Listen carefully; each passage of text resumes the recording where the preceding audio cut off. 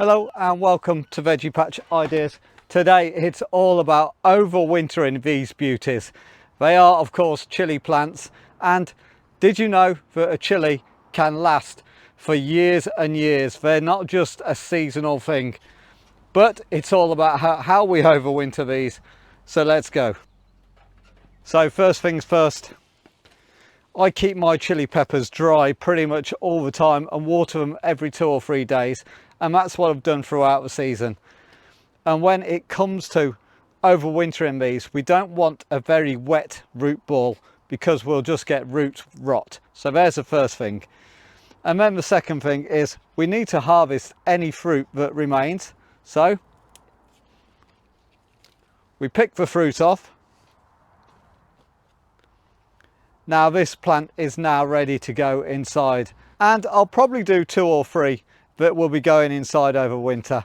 And the main takeaway from this video that you need to take is they have to be constantly over 10 degrees. If it ducks below, they will hate it, and it spells the end of your plant if it's a prolonged period. So the house is the best place. I tried peppers in the shed thinking I could fleece them up and get away with it. It didn't work last year, so this is coming home and it's going in on the kitchen windowsill with me.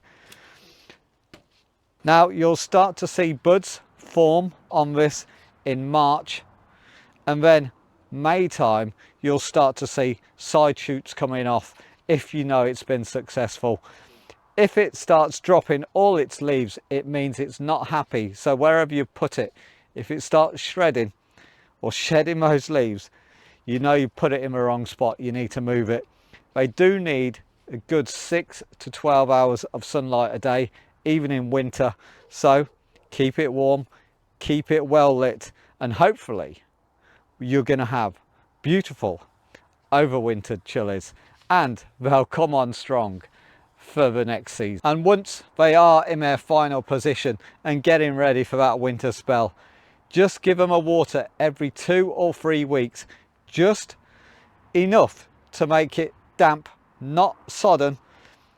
Let it dry out and then water it again. So like I say, every 2 or 3 weeks and you are good to go.